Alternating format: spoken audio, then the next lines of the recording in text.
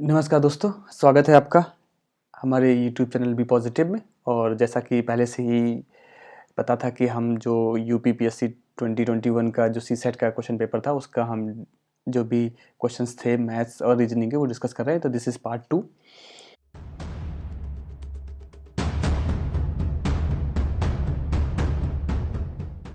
तो शुरू करते हैं नेक्स्ट क्वेश्चन। सबसे पहले क्वेश्चन पढ़ लेते हैं। क्वेश्चन क्या कह रहा है? क्वेश्चन कह रहा है कि A B C can do a work in 20 days, 30 days and 60 days respectively. मतलब ए जो काम है वो 20 दिनों में कर रहा है, बी वही काम 30 दिनों में, और जो सी है वो 60 डेज में।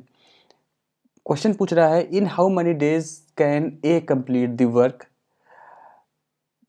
इफ, अगर बी और सी जो है वो एवरी थर्ड डे उसको असिस्ट करते हैं। तो आइए हम इसको जनरलाइज्ड वे से शुरू करते हैं। जनरलाइज्ड वे से हम कैसे शुरू करेंगे? सबसे पहले देखिए, हम यहाँ पे ये देखते हैं कि जो हमारा ए है वो जो काम कर रहा है वो 20 डेज में टोटल कर रहा है।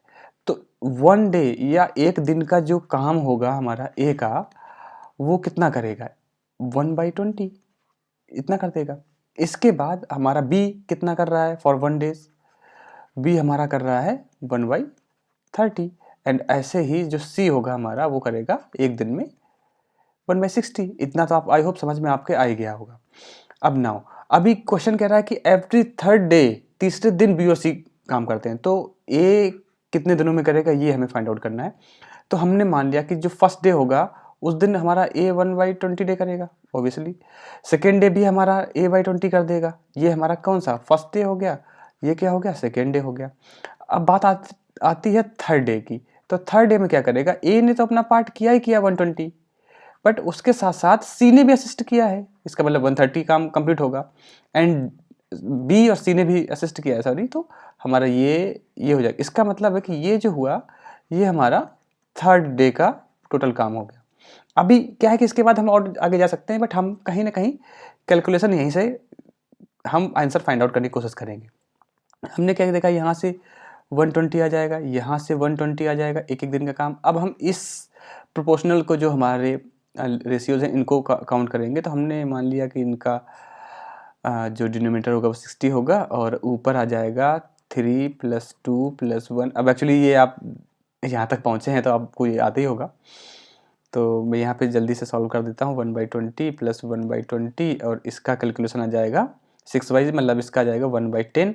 अगर हम इसको यहाँ 20 मान लेते हैं तो 2 का ऊपर नीचे मल्टीप्लाई कर देते हैं। इसका मतलब है 4/20 आ जाएगा एंड ये बन जाएगा 1/5। अभी हमें यहाँ पे क्या देखना है? यहाँ तक हमने कैलकुलेट कर दिया, हमें पूरे दिन का नहीं जोड़ना है। अभी हम देख रहे हैं कि 3 दिन काम कितने दिन हुआ है? 1, 2 एंड 3, 3 दिन ही काम हुआ है। इसका मतलब है कि 3 दिन काम होने के बाद आफ्टर 3 डेज कितना काम हमारा हो गया? 1/5। इतना हो गया। इसका मतलब है काम कितने दिन में कंप्लीट हो जाएगा? 1/5 + 1/5 + 1/5 + 1/5 + 1/5, क्योंकि हमको पता ही कि पूरा काम कितना 1 लाना है। तो 5/5 तभी तो 1 होगा। इसका मतलब है 5 टाइम्स हमारा काम बढ़े और हो जाएगा ना। अब इतना काम होने के लिए हमें कितने दिन की जरूरत पड़ी थी? 3 दिन में। कितने दिन हमें और चाहिए? 1, 2, 3, 4, 5। इसका मतलब है इसमें कितने दिन हमें और काम करना पड़ेगा? तो इसका मतलब है आंसर कितना आ गया? 15 डेज। तो हमारा जो आंसर होगा वो इसमें सही है, 15 डेज में हमारा काम हो जाएगा। आई होप आपको ये क्वेश्चन समझ में आया होगा। हमें 3 दिनों का निकाल लेना है। 3 दिन में हमने जितना किया है वो एवरी थर्ड डे फिर हमारी हेल्प करेंगे, फिर यही रेशियो बनेगा तो हमारा आंसर आ जाएगा। आपके समझ में आ गया होगा। आइए आगे बढ़ते हैं नेक्स्ट क्वेश्चन में। तो इस स्थान पे क्या हो गया? नेक्स्ट क्वेश्चन हमारा कह रहा है कि जो भी एग्जाम्स होते हैं सबके लिए बहुत ही फेवरेट क्वेश्चन माना जाता है ये। तो आइए हम यहाँ पे आपको कुछ चीज़ें आपको पहले बता देते हैं। जैसे हमारे ये अल्फ़ाबेट होते हैं ना, A to Z, इनको हम कैसे नंबरिंग देते हैं ये आज थोड़ा सा जान लेते हैं हम। देखिए मेरा क्या फंडा था मैं आपको थोड़ा सा बता देता हूँ, हो सकता है सबका अलग अलग हो।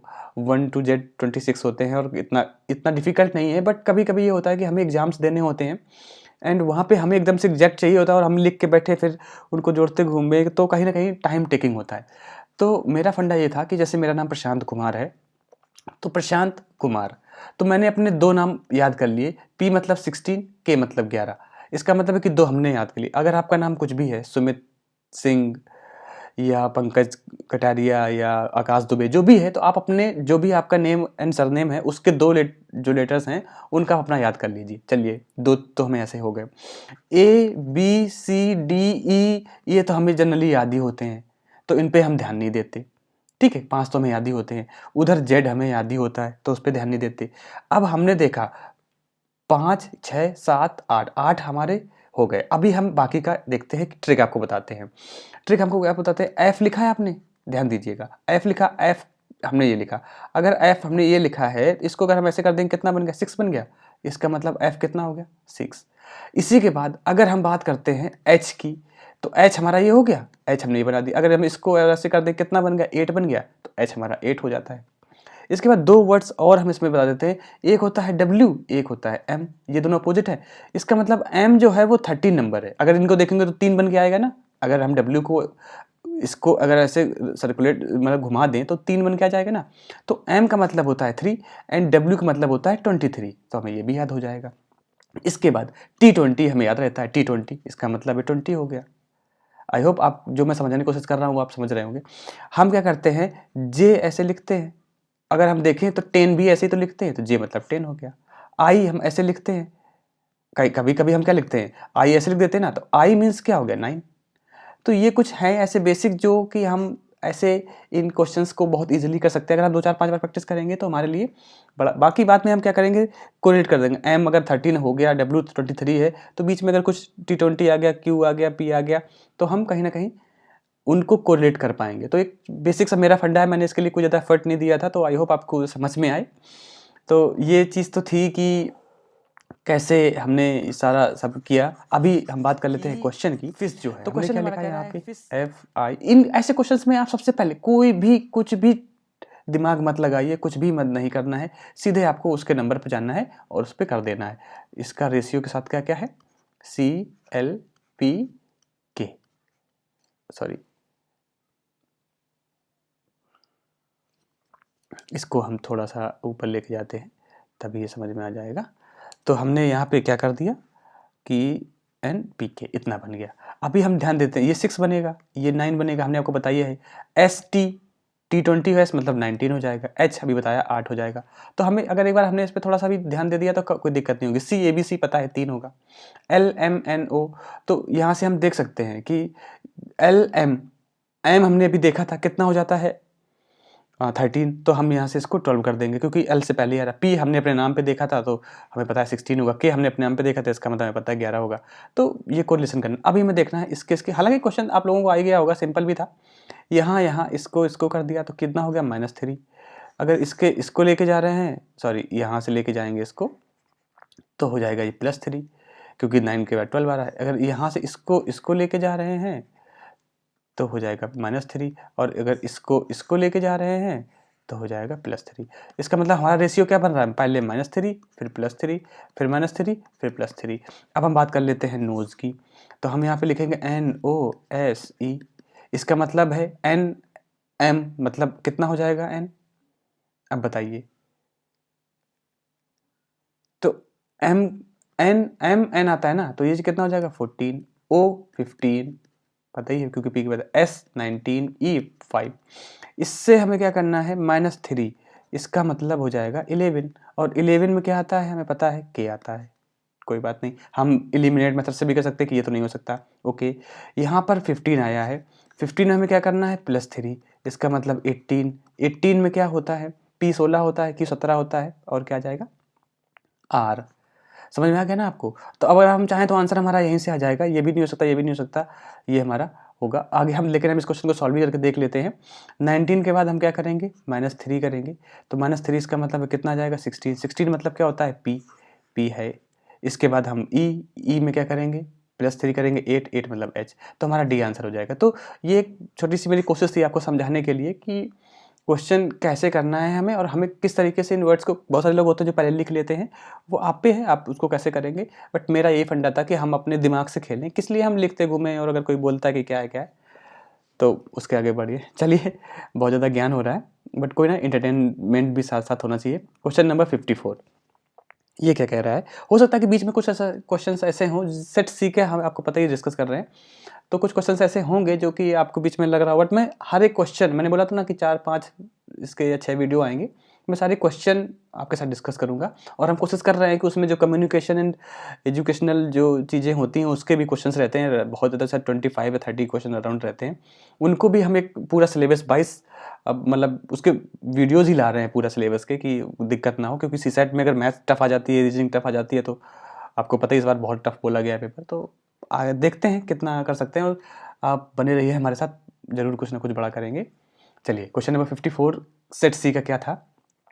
एक टेबल दी हुई थी, इसमें इस टेबल में बोला गया कि 1000 वर्कर है, हमें भी ध्यान देना कि पूरे वर्कर 1000 है। ये टेबल दी है, वीकली सैलरी, ये की सैलरी थी रुपीज़ में, एंड ये नंबर ऑफ वर्कर्स के कितने किसको कौन कौन मिल रहा है। क्वेश्चन पढ़ लेते हैं। ये तो हमें इन्फॉर्मेशन दी है, ये क्या है हमारी, ये इन्फॉर्मेशन है। हम बात करते हैं क्वेश्चन की। क्वेश्चन कह रहा है the percentage of worker with weekly salary less than और and up to 125 rupees is. काफ़ी सिंपल क्वेश्चन था। कह रहा है कि जिसकी सैलरी 125 रुपये से कम या बराबर है, इसका मतलब है कि इतने लोग जो हैं, इतने ऊपर के लोग, इतने लोगों का क्या परसेंटेज है। तो हमें पता है कि टोटल जो हमारे वर्कर हैं, जो टोटल वर्कर हैं वो हमारे कितने 1000, सिंपल, कोई बात नहीं, 1000 है।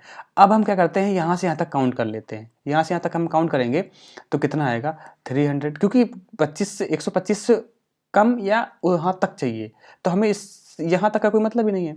हम बात कर लेते हैं यहाँ से 300, 200, ये जोड़ने का, एडिशन का अगर हम बोलें तो क्वेश्चन था 40, 60, अगर इसको हम जोड़ेंगे तो कितना जाएगा 66। अब बोल रहा इतने लोगों को मिलता है, इतने लोग 1000 का कितना परसेंटेज होंगे। तो सिंपल सी बात है कि 6600 1000 के लिए कितने हो जाएंगे, और मल्टीप्लाई हम 100 का करते ही करते हैं। तो हम अगर ऐसे कर देंगे, इसको हटा देंगे, तो हमारा बचेगा 66%। तो सिंपल क्वेश्चन था, 66 इसका आंसर आ रहा है। हम ऐड कर लेंगे जितने होंगे 1000 में, हम परसेंटेज निकाल देंगे उसका, और हमारा आंसर आ जाएगा। आई होप इसमें कोई दिमाग लगने वाली बात नहीं। क्वेश्चन देखने में बहुत बड़ा लग रहा था, शायद बहुत आप लोगों ने इसको मिस भी किया अगर आपने एग्जाम दिया होगा, बट क्वेश्चन आप देखिए बिल्कुल सिंपल है। ऊपर दे रखा है कितने लोग हैं, उस ऊपर ऐड करना है और बता देना है। ऐसे इसमें मीन और मोड के भी क्वेश्चन से आगे आएंगे, हम जरूर आपके साथ सॉल्व करेंगे। सारे सिंपल इन नेचर के थे, बस हमें एक बार उनके साथ डटे रहना था। क्वेश्चन हमारा है 58, और अब हम इसमें बात करते हैं कि how many numbers from 1 to 100 are there, each of which is not only. यहाँ पे देखना नॉट ओनली, यहाँ पे हमें मिसगाइड ये नहीं होना। यहाँ पे पूछा जा रहा है कि दो कंडीशंस हैं, इस वजह से नॉट ओनली। आपको पता ही होगा, हम इंग्लिश में जानते हैं नॉट ओनली बट आल्सो, ये दो चीज़ों को कैटर करता है, और दोनों पॉजिटिव अप्रोच में होती हैं। ठीक है, जैसा कि अपना चैनल भी पॉजिटिव है, इसी तरीके से ये जो होता है वो पॉजिटिव अप्रोच में होती है। तो ये चीज़ हमें ध्यान देनी है। कह रहा दो कंडीशंस होंगी इसमें, कौन कौन सी, एक तो 4 से डिविजिबल होगा, और दूसरा उसमें से कोई एक डिजिट 4 होगा, ये करना है। तो हमें अब ध्यान देना कैसे करेंगे। 4 ऑब्वियसली हो रहा है, डिविजिबल है। 14 डिविजिबल नहीं है, हम नहीं लिखेंगे। 24 डिविजिबल है, इसका मतलब ये हमारे काम का है। ये एक्चुअली देखिए, आपको बताता हूँ, बहुत ज़्यादा होता है, हम आराम से टाइम लेके ऐसे क्वेश्चन सॉल्व कर सकते हैं, और हमारे लिए क्वेश्चन इंपॉर्टेंट हो जाता है। और एक चीज़ मैं बताऊँ कि इन चीज़ों के लिए कोई शॉर्टकट नहीं होता, स्पेशली मैथ्स में ही कोई शॉर्टकट नहीं है।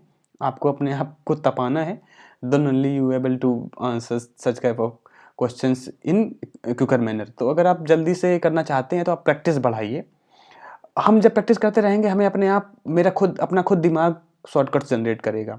अब जैसे मान लीजिए, अगर मुझे समझाना ना होता तो जैसे क्वेश्चन में सीधे यही करता कि हाँ ये होगा, लिख के काउंट कर लेता, या तो माइंड में ही कैलकुलेशन कर लेता। बट आपको समझाना है तो मैं बता रहा हूँ कैसे करना है आप हमें अपने माइंड में। तो 4 हमारे लिए काम का है, 14 हमारे काम का नहीं है, और बीच में 4 आएगा नहीं। इसके बाद 34 हमारे काम का नहीं है, 40 हमारे काम का है, 41 हमारे काम का नहीं है, 42 हमारे काम का नहीं है, 43 हमारे काम का नहीं है, 44 हमारे काम का है, 45 हमारे काम का नहीं है, 46 हमारे काम का नहीं है, 47 हमारे काम का नहीं है, 48 यस हमारे काम का है, क्योंकि 40 डिविजिबल है, हमारी कंडीशन सेटिस्फाइड कर रही है। क्वेश्चन आपको समझ में आ गया होगा। 49 हमारे काम का नहीं है, 54 हमारे काम का नहीं है, 64 यस हमारे काम का है, 74 हमारे काम का नहीं है, क्योंकि इसमें 4 से डिविजिबल नहीं है ये। 84 यस हमारे काम का है, 94 हमारे काम का नहीं है। अब हम देख लेते हैं कितने प्लस लगे हैं, मतलब टिक लगे, 1 2 3 4 5 6 एंड 7। तो हमारा आंसर क्या हो जाएगा 7। आप सब, आई होप आपको समझ में आ गया होगा कि क्वेश्चन क्या था, हिंदी में अगर पढ़ेंगे तो समझ में आ जाएगा। तो क्वेश्चन था कि 4 से डिविजिबल हो जो, और उसमें से कोई एक डिजिट 4 हो। तो ये हमारे आ गए थे। तो ये था क्वेश्चन। आपको अच्छा लग रहा होगा। मैथ्स में प्लीज़ आप शॉर्टकट मत जाइए, क्योंकि जब शॉर्टकट्स ही बहुत ज़्यादा हो जाएंगे तो फिर हमें सॉल्व करने में दिक्कत हो जाएगी। आप उसके बेसिक्स पे जाइए। चलिए बात करते हैं क्वेश्चन नंबर 60 की।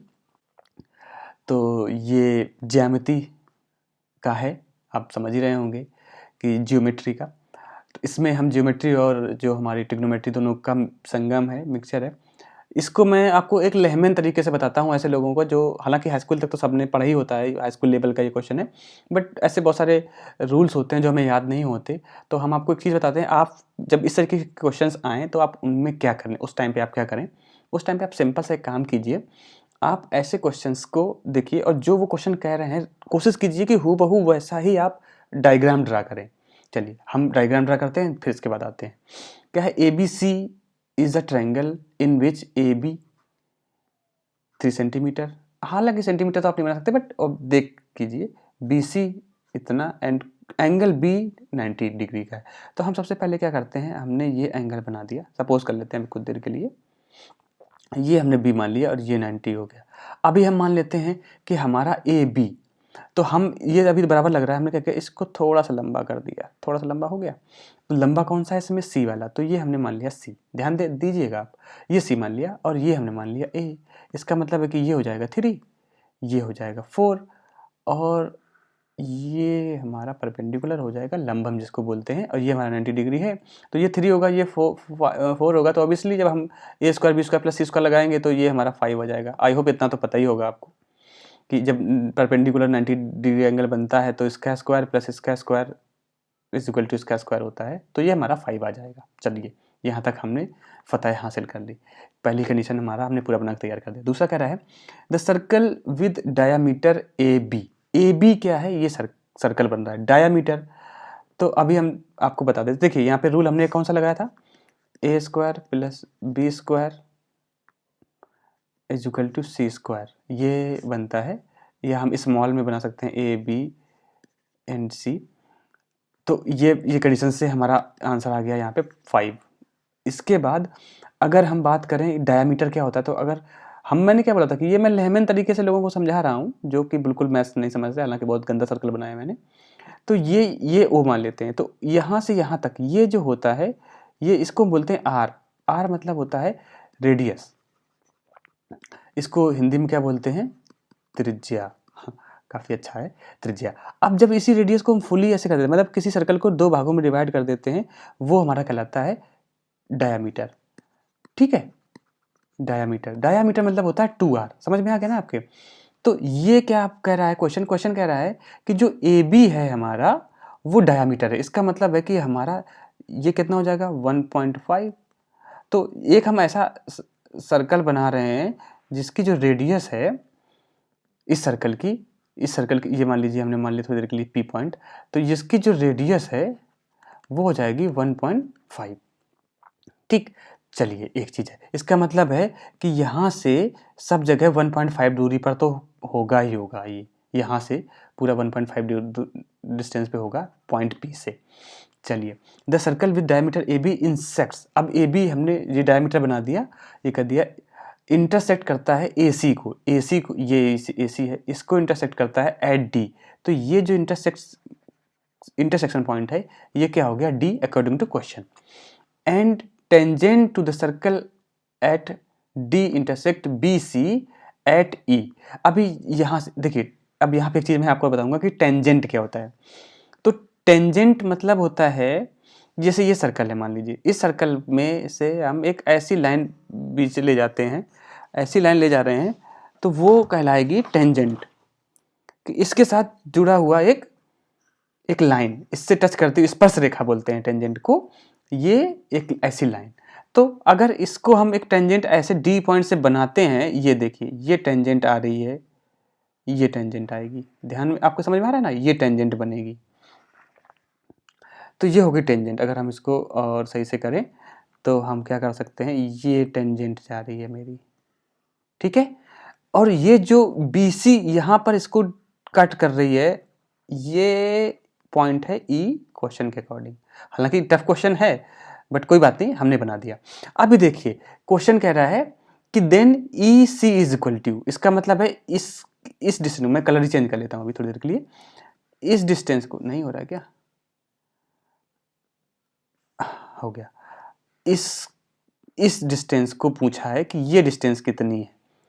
तो इसके लिए देखिए मैं बताया ना कि ये हमने बना दिया, ये बताया। अब अगर हम इसको देखें यहाँ से यहाँ तक, ये और ये कितना लग रहा है आपको भाई? जब ये 3 तो है नहीं, हमने यहाँ से कट कर दिया क्योंकि 3 के लिए बहुत है। 2.5 भी नहीं लग रही क्योंकि हमें दोनों बराबर लग रहे हैं कि नहीं लग रहे हैं। देखिए हमने क्या कहा था कि एक जब इस तरह के क्वेश्चन है तो आप कोशिश कीजिए कि वैसा ही बनाएं। इसके बाद एक रूल है कि जब 90 परपेंडिकुलर का एंगल, उसकी सबसे छोटी जो भुजा होती है, जो आर्म होती है, वो उसकी डायामीटर का अगर कोई भी टेंजेंट टच करता है तो उस लाइन को वो हाफ पे इंटरसेक्ट करता है। मतलब जो टेंजेंट होती है हमारी, जो टेंजेंट है वो सर्कल से जुड़ी हुई जो साइड होती है उसको हाफ पे इंटरसेक्ट करती है। तो कितना हो गया? अब 4 था हमारा, 4 का हाफ कितना हो जाएगा? 2। ये एक रूल है। उनका आंसर गलत है और इसका आंसर क्या जाएगा? 2। तो ये क्वेश्चन था, आई होप आपको समझ में आया होगा। पहले आप बनाइए, इस क्वेश्चन को समझिए, इसके बाद आप उसके आगे कुछ हम कॉन्सेप्ट भी लगा सकते हैं कि जब हम बना रहे हैं इसका तो नहीं हो रहा है ना, टेंजेंट क्या हुआ, रेडियस क्या हुआ, डायमीटर क्या हुआ, ये भी आपको समझ में आया होगा। चलिए आगे बढ़ते हैं। आगे हमारा क्वेश्चन है 61, बहुत बड़ा वीडियो। 61 क्या कह रहा है कि एक क्वेश्चन दी हुई है, कह रहा है कि इस इक्वेशन में x की वैल्यू कितनी होगी कम से कम जो कि 17 से डिविजिबल हो। आएगा तो अभी देखते हैं कि इसकी वैल्यू कम से कम क्या होगी कि इससे डिविजिबल हो जाए। मतलब है कि इससे अगर हम डिवाइड करेंगे इसको तो जो रिमाइंडर है वो कुछ भी ना बचे। अगर हिंदी भाषी हैं हम लोग, हिंदी मीडियम से हैं, तो कह सकते हैं कि जो शेष बचता है ना हमारा वो कुछ ना बचे। तो चलिए देख लेते हैं। तो सबसे पहले हम इस इक्वेशन को सॉल्व कर लेते हैं। हम क्या कर लेते हैं, 3x प्लस इसका डिवाइड मल्टीप्लाई कर लेते हैं तो कितना हो जाएगा 18 इतना सॉरी 9 प्लस 640। इसको देखो यहाँ पे 3x प्लस इसको यहाँ पे ऐड करो कितना हो जाएगा 9। हमें इस पे डिवाइड करना है कि कितना आना चाहिए कि ये हो जाए। अभी देखिए हम सबसे पहले इस पे 17 का डिवाइड करके देख लेते हैं कि कितना हो सकता है। तो हम 17 को डिवाइड, आप समझ गए ना कि क्वेश्चन कहाँ से सॉल्व होना शुरू हो गया। हमारा क्वेश्चन हमारा यहीं से सॉल्व हो गया कि हमने पहले इसको फैक्टर को चेंज कर दिया, इस फैक्टर पे हमने ये हमें क्वेश्चन मिल गया। हम इसको देख लेते हैं कि इसमें से हमारा कितना रिमाइंडर बच रहा है, बाद में हम इसे ऐड कर देंगे।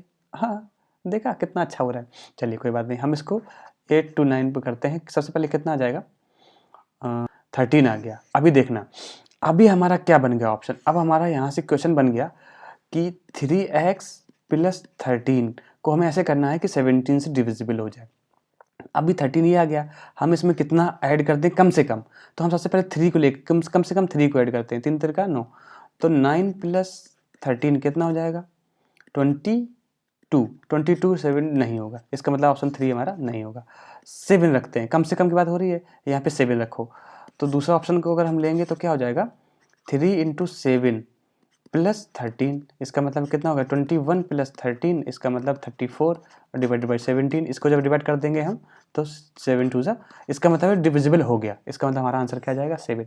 आई होप आपको क्वेश्चन समझ में आ गया। हमने क्या किया, जो हमारा क्वेश्चन था हमने इस क्वेश्चन को सबसे पहले इसको फॉर्म को अलग किया, फिर जो हमारे न्यूमेरिक वर्ड्स थे उनको हमने ऐड किया। इसके बाद हमने 17 को पहले इससे डिवाइड किया। हम कलर चेंज कर लेते हैं, बस बार बार मैं कलर चेंज करता रहता हूँ। इसको मैंने किया और इसमें से जो रिमाइंडर बचा उसको हमने इसके साथ ऐड करके कर दिया कि हम अब डिविजिबल करके देख लेते हैं। हमने रिमाइंडर, हमारा ये क्वेश्चन बच गया, हमने यहाँ पे कम से कम की वैल्यू रख दी। हो सकता है 24 से भी हो जाए, हो सकता है 82 से भी हो जाए, बट हमें कम से कम यही बोला है, एटलीस्ट यहाँ पे बोला है कि विद द मिनिमम वैल्यू। तो जो मिनिमम वैल्यू है तो हम ऑप्शंस भी मिनिमम से ही लेके शुरू करेंगे। हम क्यों 82 लेंगे, हम मिनिमम से लेके चलेंगे।